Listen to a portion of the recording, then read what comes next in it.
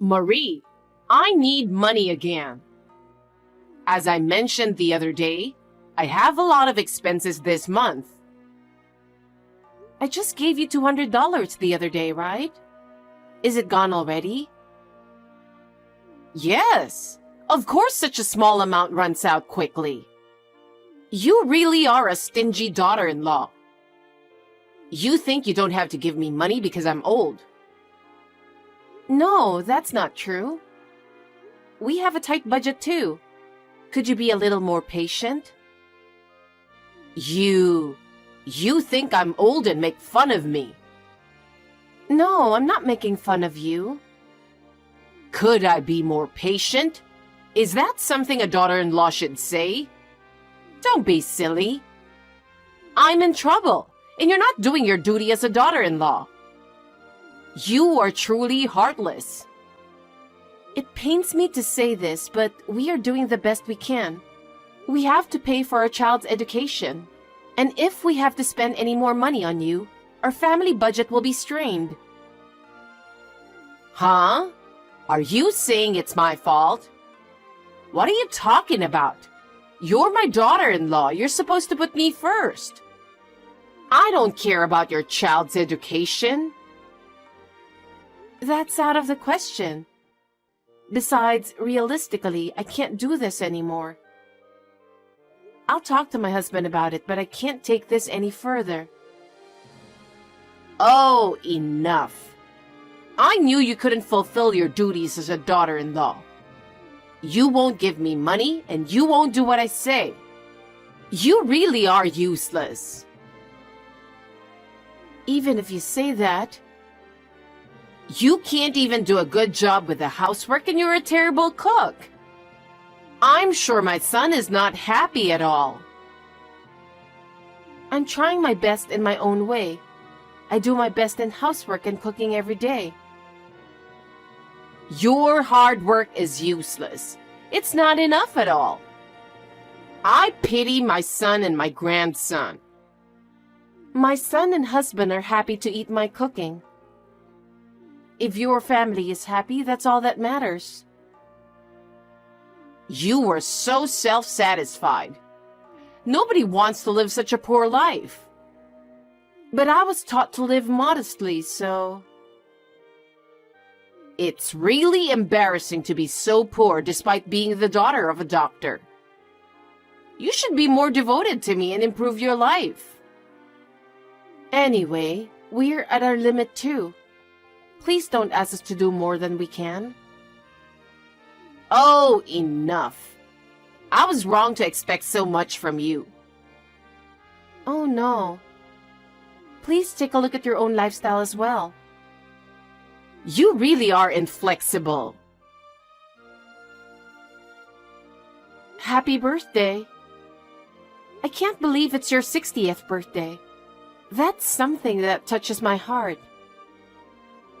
I hope you continue to live a long and healthy life. It's rather hypocritical, isn't it? Actually, you don't think like that at all, do you? How could you think like that? What are you talking about? That's not true. I sincerely wish you good health. Really? Of course I do. I see. That's good. Then please prepare $10,000 as a gift for my 60th birthday. What? Do you have something to complain about? You're the eldest son's wife, so it's only to be expected.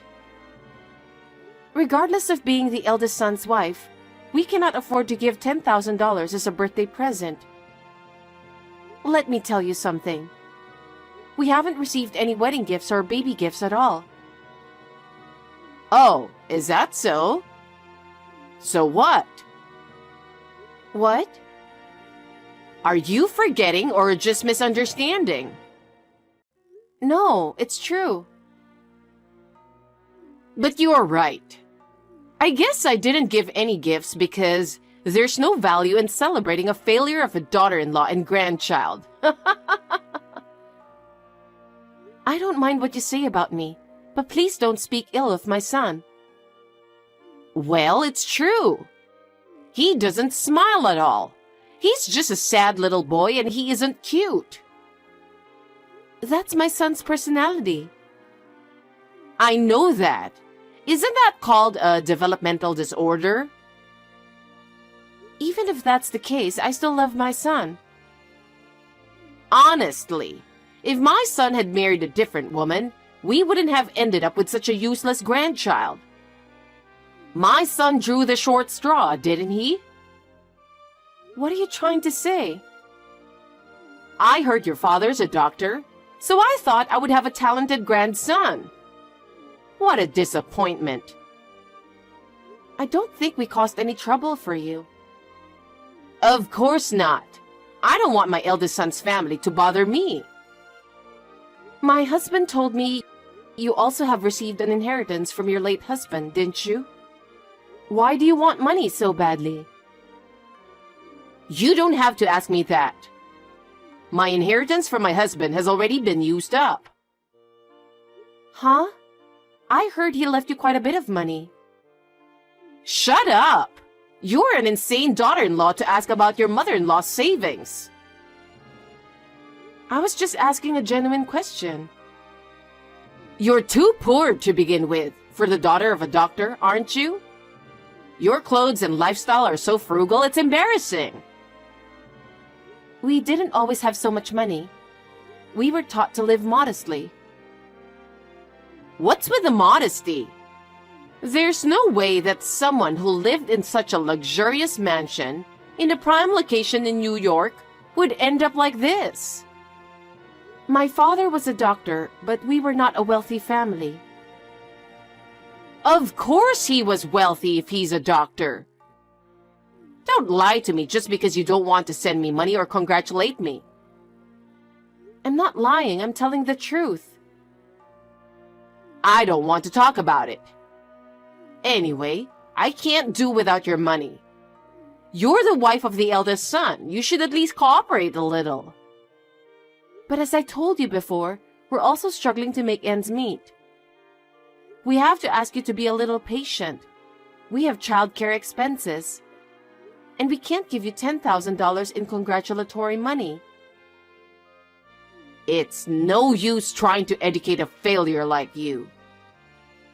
How terrible. You won't give me money, and you won't listen to your mother-in-law. You can't even do housework, and you're a terrible cook. How useless are you? That's terrible. Don't say such a thing. All your hard work is in vain. It's not enough at all. I really feel sorry for my son. My son and my husband are happy. We're doing fine. You're so self-satisfied. No one wants to live in such poverty. Anyway, make sure you get me $10,000 for my birthday. It's my 60th birthday. I have to celebrate it properly. Hey, hold on.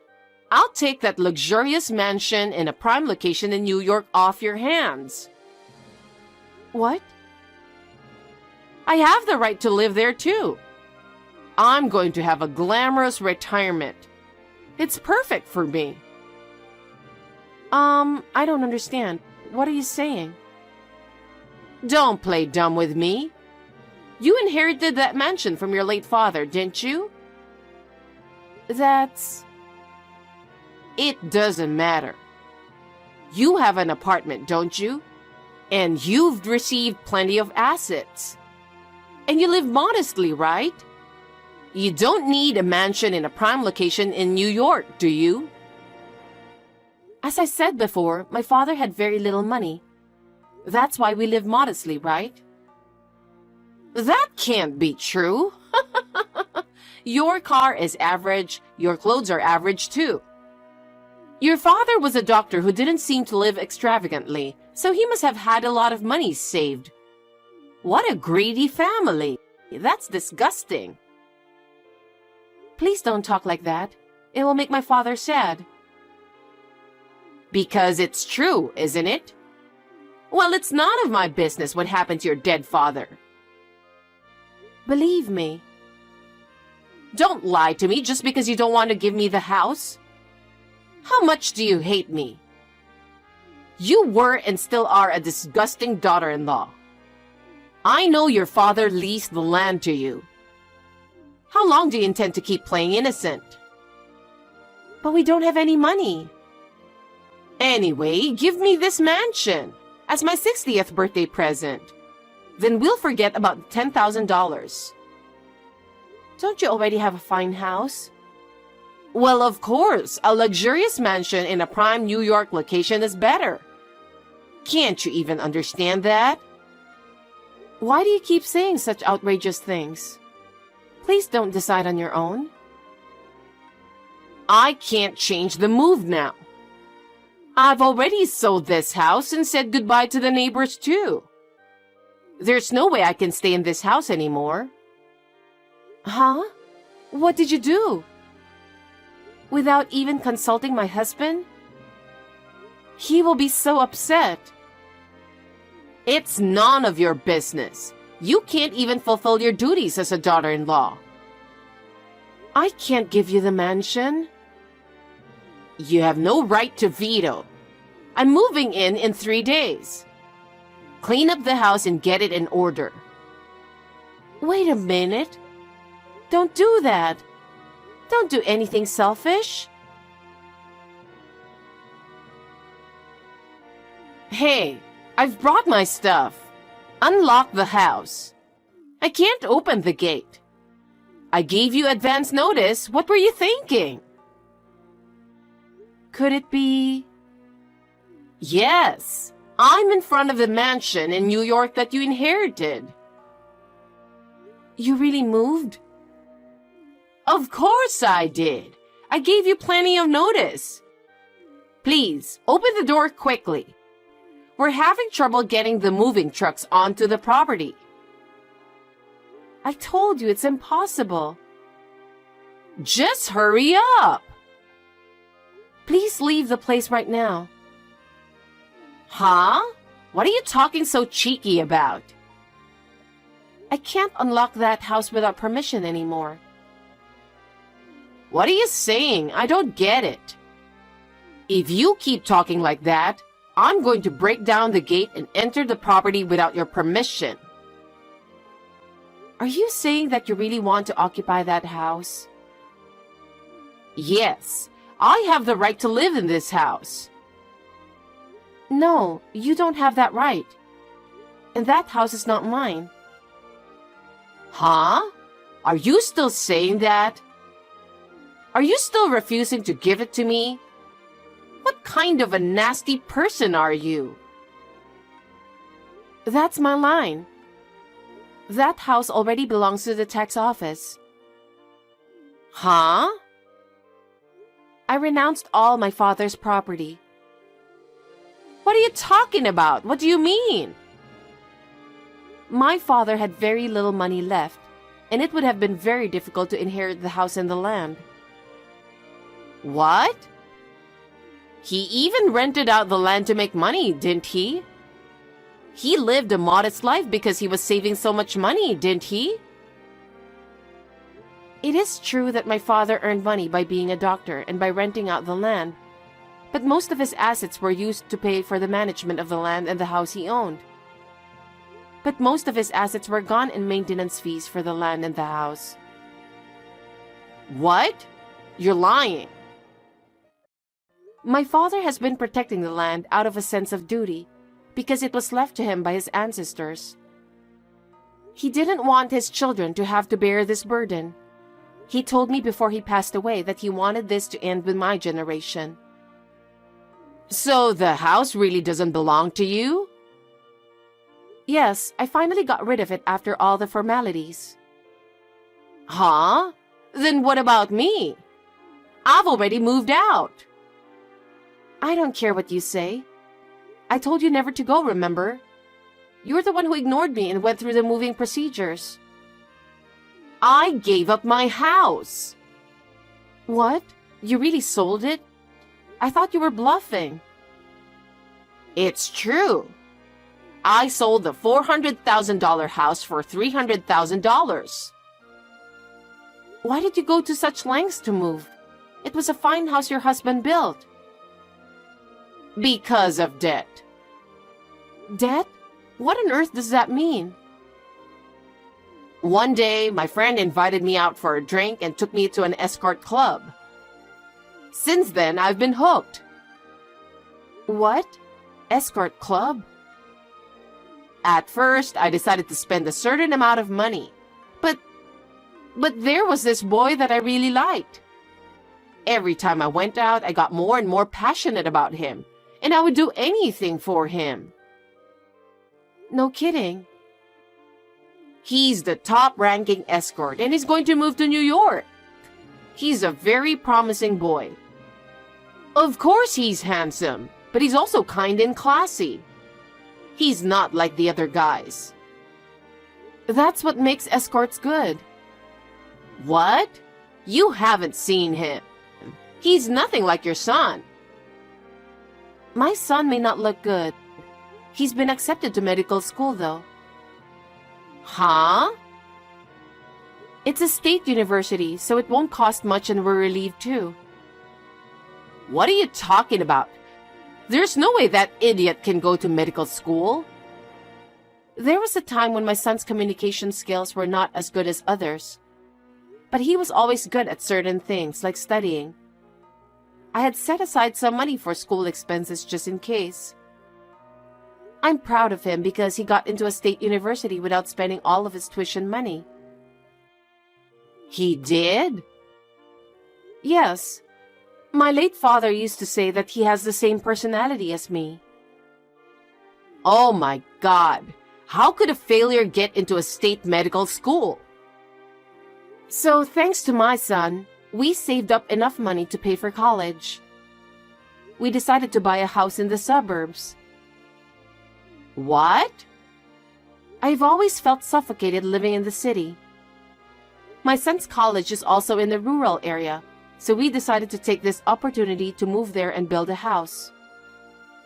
I didn't hear that. No way. I didn't say anything.